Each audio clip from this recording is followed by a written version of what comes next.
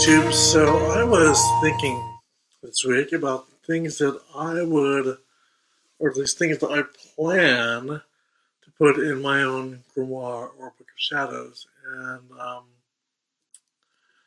there are also things that I would recommend others maybe at least consider putting in their own book of shadows.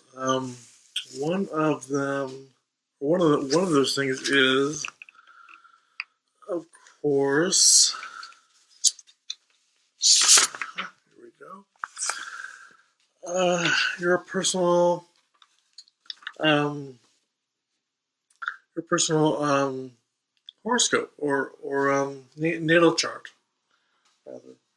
I'll be posting a link um, to a really good site on how to print out your own.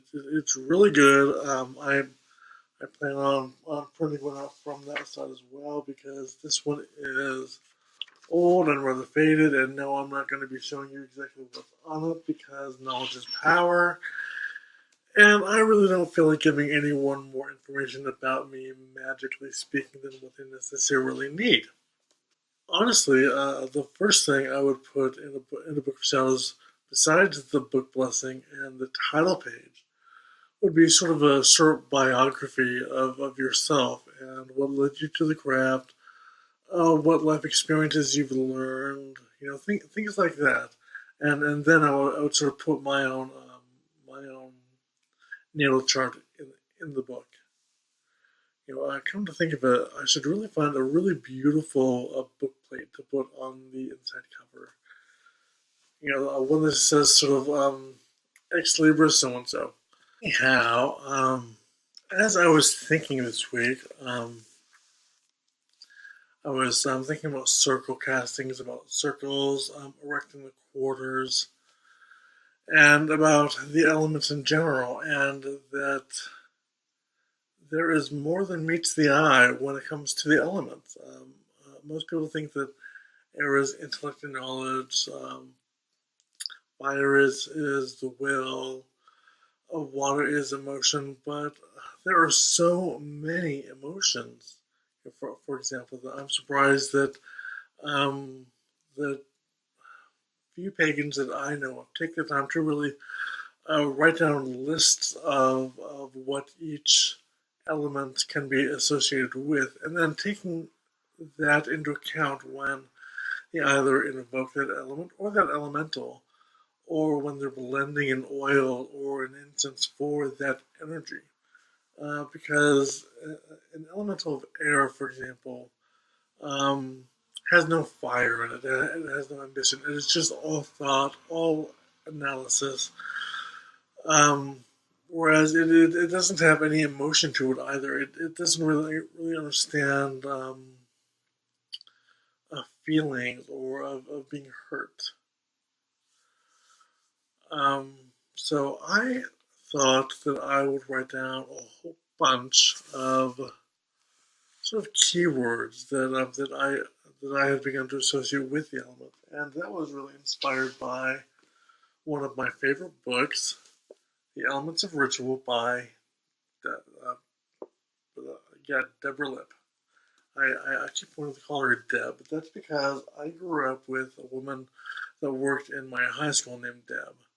She was the mother of a good friend of mine. Something else I wanted to touch on is that for me personally, while I know that others feel that they need to have a physical representation of that element on their altar at all times,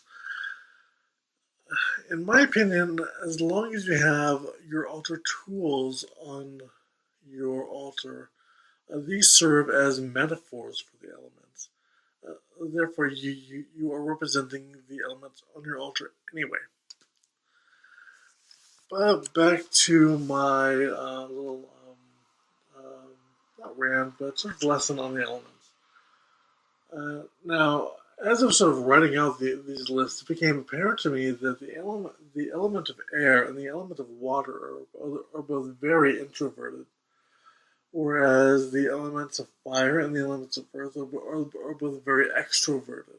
Also, the element of air represents the seed, fire represents its sprouting or its bolting. The element of water represents the sap within the plant, and the element of earth really represents or signifies the fruit of the plant as it matures. But as I was writing my lists, I started noticing certain patterns. For the element of air, I have the intellect, thoughts, cunning, inspiration, one who is sneaky, research, logic, one who is verbose, sudden ideas. The element of air really tells it like it is. It doesn't really sugarcoat things, as you would expect from the element of water. Therefore, it can be seen as cold and harsh, or even unfeeling. It is also associated with enlightenment. The element of air is associated also with the dawn, the springtime. It is also extremely analytical and theoretical. It can also be associated with people who are impractical or even airheads, people that have their heads stuck in the clouds. Now, the element of fire is associated with ambition, motivation, lust, desire, initiation, instigation, dominance. It is very transformative. It can be associated with aggression, with someone who's a hothead, very fiery tempered, with creation, life force, sex, drive, even with healing, because healing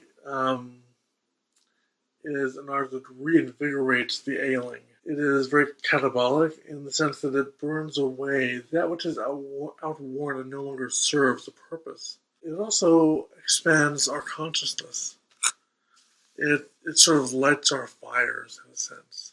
Now, as I said, the element of water is associated with more than just our emotions. It is compassionate, joyful. It is associated with love, the dramatic, the sensual. It is associated with pleasure, jealousy, and envy. In fact, if you could take an anointing water for the element of water and use it to dress or anoint a chartreuse green candle, which is associated with envy and jealousy, because it takes the yellow of the sun and ego and combines it with sort of the vice of the planet Venus, so which is associated with the color green. It is associated with bitterness, with hope, with intuition, hidden knowledge, but it can also be associated with hatred. If someone has just really hurt you so deeply that you just wash your hands of them, and the mere thought of them just sends you into an emotional tailspin. The element of water is also one of glamour, it's an illusion, because it is associated with the direction of the West. It is associated with the land of fairy and the dead, as well as rebirth. You can tie it to secrecy, the mysteries, and mood swings, definitely. Anything dealing with the moon and lunar energies is associated with the element of water. It is associated also with dreams, with altered states, generosity, absolutely, creativity, and even a leap of faith, which is in the witch's pyramid, associated with the concept of to dare, to take that leap and hope that it gets you to where you want to go.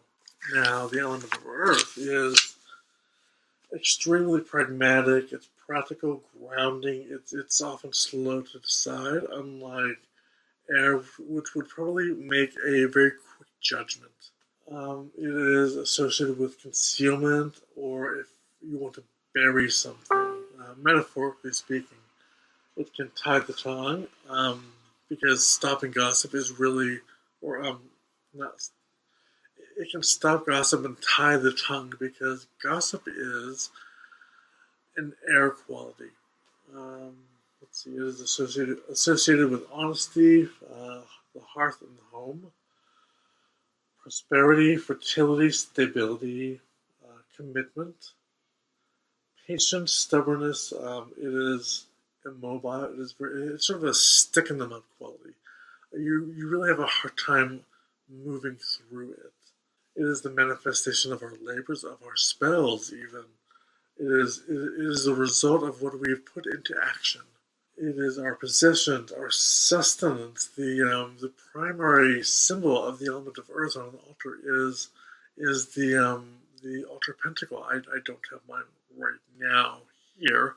It's actually on my altar, but on it we put the cakes that we bless that nourish us so that we may never hunger. It represents wholeness. It's perseverance when you're doubting yourself. It helps you to preserve things. So I really hope that's sort of given you a larger insight into the elements that we often conjure in our circles. Now, I forget where I had read this, but even though many witches, even many Gardnerians nowadays, often invoke elementals into their circles, Jared Gardner did not. In fact, he taught again. He preached rather against invoking elementals, which he thought was somewhat dangerous and even mistaken, because it could rebound on you and cause you harm. I really wish I could remember where I read that. It had to have been either in one of Gerald's own books or one of the books authored by one of his priestesses that I own. Maybe I hate that I'm totally spacing on the name of his priestesses now, other than Doreen Valiente. Lois Born.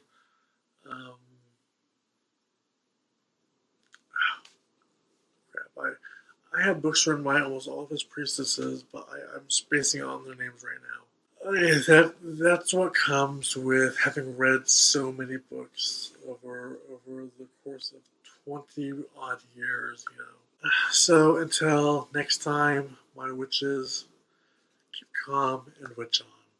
Hey, so it occurred to me while I was in the process of editing that I may not have been entirely clear as to how I was going to speak about the elements in my grimoire. And what I plan to do is put sort of a diagram of the circle here with the altar in the middle, and then sort of discuss each element in the four corners of my book itself. Maybe even with some formula recipes in there as well, such as an air oil or incense, or a water oil or formula, that sort of thing. That's my genius plan. So that is what I intend to do. Anyway, I just wanted to sort of clarify that. As you can see, this is just that blank sketchbook I bought at Michael's the other day. Although I did ask them if they carried any larger sketchbooks, because it's a rather, it's only like 200 pages.